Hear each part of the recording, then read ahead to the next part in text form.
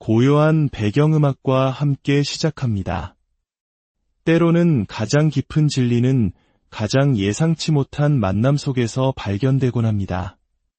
역사 속 잊혀진 길 위에서 아무도 주목하지 않던 한낮의 우물가에서 인류의 역사를 바꾼 위대한 대화가 시작되었습니다.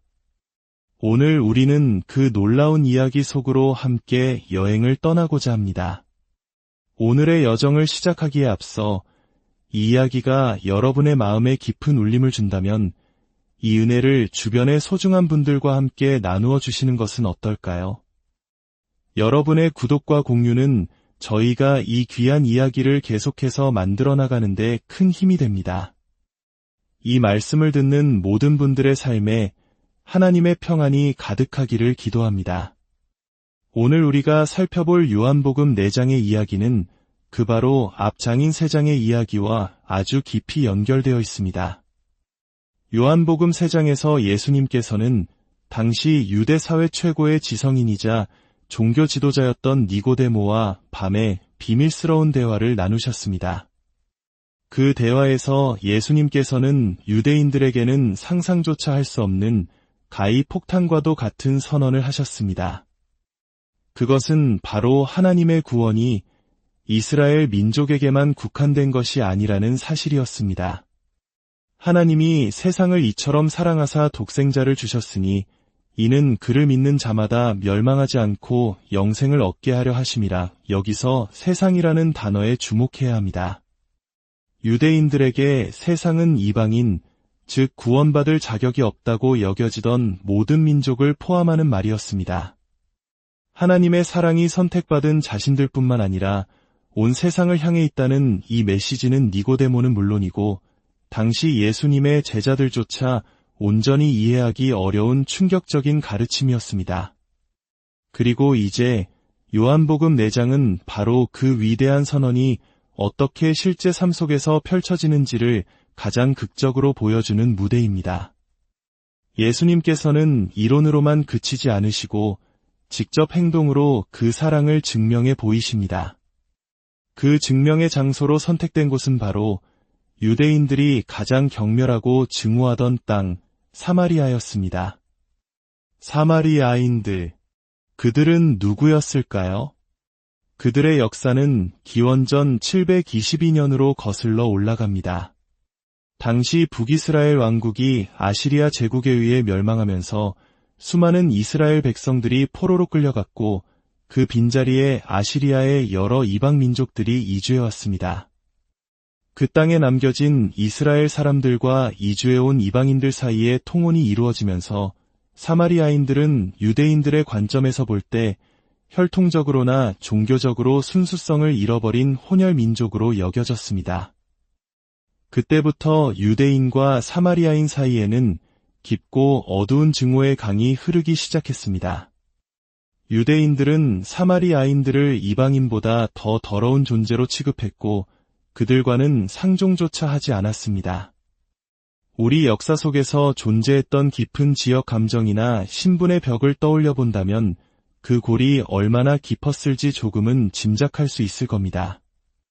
유대인들은 갈릴리에서 유대로 갈 때 사마리아 땅을 통과하면 훨씬 빠른 길임에도 불구하고 굳이 며칠이 더 걸리는 요단강 동편길로 멀리 돌아갈 정도였습니다. 사마리아 땅을 밟는 것조차 자신을 더럽히는 일이라 생각했기 때문입니다. 그런데 성경은 이렇게 기록합니다. 예수께서 사마리아를 통과하여야 하겠는지라. 여기서 통과하여야 하겠는지라는 표현은 단순한 지리적 선택이 아니었습니다. 헬라어 원문은 반드시 그래야만 했다는 절대적인 필요성과 당위성을 담고 있습니다. 지름길이어서도 아니고 시간이 없어서도 아니었습니다. 그것은 하늘로부터 주어진 거스를 수 없는 약속, 바로 하나님과의 약속이 그 땅에서 기다리고 있었기 때문입니다. 예수님께서는 바리새인들의 감시를 피해 유대를 떠나 갈릴리로 향하고 계셨습니다. 그들의 시기와 질투가 점점 더 노골적으로 변하고 있었고 아직 예수님의 때가 이르지 않았기 때문입니다. 예수님은 두려워서가 아니라 하나님의 시간표에 순종하여 잠시 그 자리를 피하신 것입니다.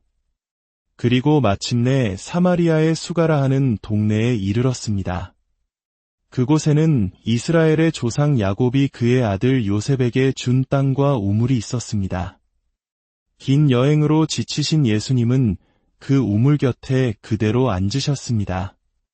성경은 그때가 6시쯤 되었더라고 기록합니다. 유대인의 시간으로 6시는 태양이 가장 뜨겁게 내리쬐는 정오, 바로 낮 12시를 의미합니다. 그 뜨거운 햇볕 아래 예수님은 제자들을 먹을 것을 사러 동네로 보내셨습니다. 어쩌면 제자들의 뿌리 깊은 편견이 앞으로 있을 거룩한 만남을 방해할 것을 아셨기에 의도적으로 그들을 멀리 보내셨을지도 모릅니다. 홀로 남으신 예수님, 육신을 입으신 하나님께서는 긴 여정으로 목마르고 지쳐 계셨습니다. 바로 그때였습니다. 한 사마리아 여인이 물을 기르러 우물가로 나왔습니다. 우리는 이 장면에서 즉시 무언가 이상하다는 것을 눈치챌 수 있습니다. 중동 지방에서 물을 깃는 일은 보통 시원한 아침이나 저녁에 이루어지는 동네 여인들의 중요한 사교 활동이었습니다. 그런데 이 여인은 왜 모든 사람이 기피하는 가장 뜨거운 한낮에 홀로 물을 기르러 나왔을까요? 그것은 그녀가 다른 여인들의 시선과 수군거림을 피하고 싶었기 때문입니다. 그녀는 마을 사람들로부터 손가락질 받는 평판이 좋지 않은 여인이었습니다. 죄책감과 수치심, 외로움에 갇혀 그녀는 사람들의 눈을 피해 가장 고독한 시간을 택해 우물로 나올 수밖에 없었던 것입니다. 그렇게 세상으로부터 버림받고 스스로를 격리시킨 한 여인, 그리고 그녀를 만나기 위해 일부러 먼 길을 돌아오지 않고 역사의 편견을 뚫고 그 땅을 밟으신 한 남자, 수세기에 걸친 증오와 단절의 벽을 사이에 둔 두 사람이 마침내 우물가에서 마주쳤습니다. 예수님께서는 먼저 침묵을 깨셨습니다. 내게 물 좀 달라, 이 한마디는 그 시대의 모든 금기를 깨뜨리는 말이었습니다. 첫째, 유대인이 사마리아인에게 말을 걸었습니다. 둘째, 남자가 처음 보는 여자에게, 그것도 공공장소에서 말을 걸었습니다. 셋째, 거룩한 랍비가 죄인으로 낙인 찍힌 여자에게 무언가를 부탁했습니다. 예수님께서는 자신을 낮추셨습니다.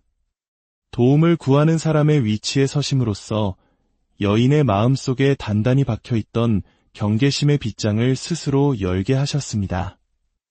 여인은 깜짝 놀랐습니다. 아마 약간의 비웃음과 놀라움이 섞인 표정으로 대답했을 것입니다. 당신은 유대인으로서 어찌하여 사마리아 여자인 나에게 물을 달라 하나이까? 그녀의 말투에는 당신들 유대인들은 우리와 상종도 안 하지 않습니까? 라는 것이 돋친 냉소가 숨어 있었습니다. 하지만 예수님께서는 그 여인의 냉소적인 태도나 무례함에 전혀 개의치 않으셨습니다. 그분은 그녀의 겉모습 너머 상처받고 목마른 영혼의 깊은 곳을 보고 계셨습니다. 그리고 이제 예수님께서는 대화의 차원을 완전히 바꾸어 놓으십니다. 그녀가 마음에 품고 온단 하나의 생각, 바로 물이라는 주제에서 시작하여 영원한 진리로 대화를 이끌어 가십니다. 이것이 바로 사람의 영혼을 구원하는 가장 위대한 대화법입니다. 예수님께서 대답하여 이르시되 내가 만일 하나님의 선물과 또 내게 물 좀 달라 하는 이가 누구인 줄 알았더라면 내가 그에게 구하였을 것이요 그가 내게 생수를 주었으리라. 이 짧은 한 문장 안에 인류가 알아야 할 가장 중요한 두 가지 사실이 담겨 있습니다. 첫째, 하나님께서는 우리에게 주시고자 하는 선물이 있다는 것입니다. 그 선물은 우리의 노력이나 자격으로 얻는 것이 아니라 거저 주어지는 은혜입니다. 둘째, 그 선물을 주는 이가 누구인지를 아는 것이 중요하다는 사실입니다. 지금 그녀의 눈앞에 있는 지치고 목마른 나그네처럼 보이는 이 남자가 바로 그 선물을 줄 수 있는 유일한 분이라는 것입니다. 예수님께서는 생수, 즉 살아있는 물이라는 표현을 사용하셨습니다. 여인은 육체의 갈증을 해결하기 위해 우물에 왔지만 예수님께서는 그녀의 영혼 깊은 곳에 있는 근원적인 갈증, 그 어떤 세상의 것으로도 채울 수 없는 영적인 목마름에 대해 말씀하고 계셨던 것입니다. 이 우물과의 만남은 단지 한 개인의 이야기가 아닙니다. 그것은 세상의 모든 편견과 미움, 죄와 수치심 속에서 신음하는 우리 모두를 향한 하나님의 초청입니다. 하나님께서는 가장 연약하고 가장 소외되고 스스로 자격 없다고 여기는 바로 그 사람을 찾아오십니다. 그리고 우리의 가장 깊은 필요를 채워주실 유일한 생수, 영원한 생명을 약속하십니다. 위대한 대화는 이제 막 시작되었을 뿐입니다. 예수님께서 어떻게 이 상처 입은 여인의 마음을 어루만지시고 그녀의 삶을 뿌리부터 변화시키시는지 그 놀라운 여정은 다음 시간에 계속 이어가도록 하겠습니다. 오늘 말씀을 통해 우리 각자의 삶 속에서 하나님께서 예비하신 거룩한 만남, 그 하나님과의 약속을 발견하는 은혜가 있기를 소망합니다. 여러분의 삶에도 영원히 목마르지 않는 생수가 가득히 채워지기를 축복합니다. 평안한 한 주 보내시길 바랍니다.